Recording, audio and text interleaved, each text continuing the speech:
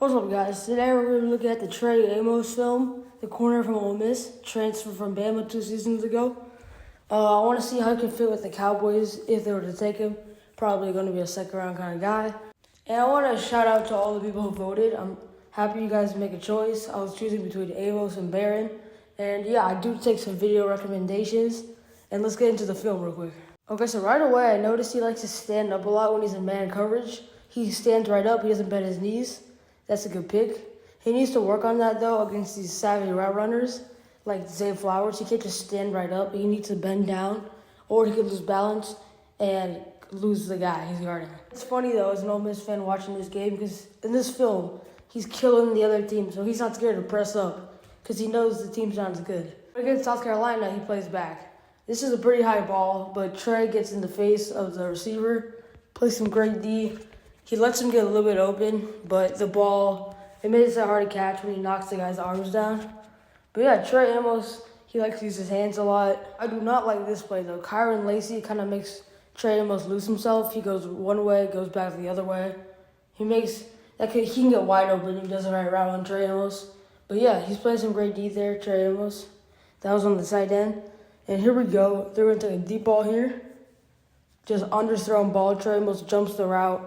Picks it off easy. He doesn't get many picks, but he gets a ton of deflections. That's because of his long wingspan. But when he sees the chance, he notices the ball is coming to him. He runs back to it. The guy, number 5, that was John Saunders, is not PI. It was just a little push. Here, he leaves a wide open spot. He tricks the quarterback and makes an easy deflection. He wants to leave his guys open, and then they're going to throw it to him because he knock it down. He could also make some good tackles. That was pretty high. He doesn't have much experience tackling the ball. As an Ole Miss fan, the ball never went to him for a tackle. But that's why he's tackled kind of high. He needs to work on his tackling. Here, they like to play a lot of jackpot, I noticed, with Trey Amos. What I mean by jackpot is they like to throw it up to one-on-one coverage on a go ball. This is what I'm talking about right here. This is what I mean by jackpot. Give it a sec. Just one-on-one, trying to get a heads up on Trey Amos. No way. He's 6'1", 200 pounds. He's long. He's going to make that play. Here's Florida. He does this a lot. He leaves the slant open, and he relies on pushing them in the back to knock the ball down. That's not the greatest plan, especially in the NFL when they got better hands. You can't just leave the slant open or anything in and just push them to knock the ball out of their hands. This is a jackpot on the play. Trey Amos says no. I don't know why they try that. Here's going to be a screen route. Trey Amos gets past the coverage. He knows that's going to be a block, and they know that it's going to be the screen. He can really read the eyes of the route. Here we go here. That's what I'm talking about with the slant. He uses as their back. He pushes them.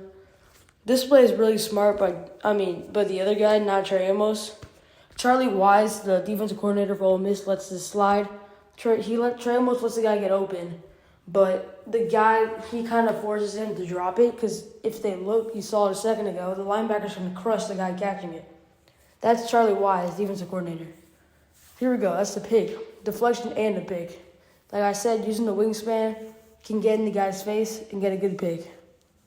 This time he did not rely on the back pushing him. He got in front of the guy running the dig route and got the easy pick. Not easy. That was a great play. Here's a fade route. No way. A little bit of holding, but he gets away with it. It's not bad. That's good football skill. Big hit by Trey Amos. He's going to be there on the play to make the tackle, but it never really goes to him. Here, he kind of got cooked right into the bush, but he had to make Sellers has to make a great ball just to fit that in there. He was too far out. It would have been out of bounds anyway, so it doesn't really matter. Here we go. We got an in route right here. Nope. He pushes him forward. He likes to use the back a lot. He was looking for the flag. Trey Amos is the guy who relies on pushing people, like I said. Here's this play is crazy. Ready? Pick. He reads the route perfectly. They had him at nickel there, and then here he goes. They're playing zone coverage. He's trying to get anything that goes on the outside man for go ball. He's going to go for that easy pick.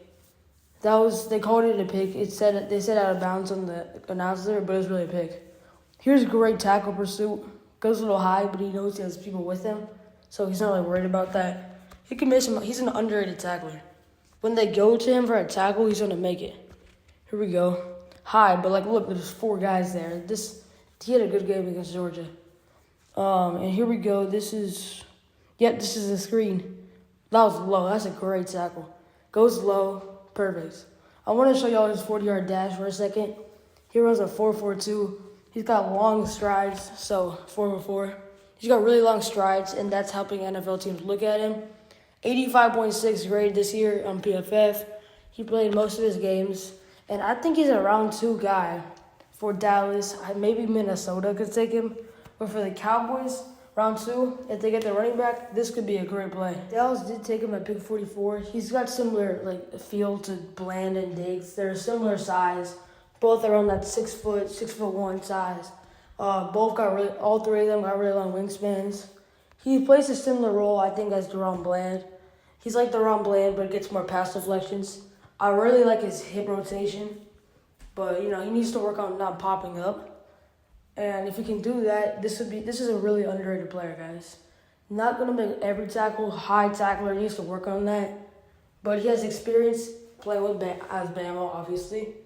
And yeah, he can make some great plays. I would invest on him, pick 44 for the Cowboys. But if someone of Trevian Henderson, Caleb Johnson, maybe Amari Hankins there, I would go all in a running back if they didn't fill that role on pick 12, round 1. But yeah, maybe if they could trade for him.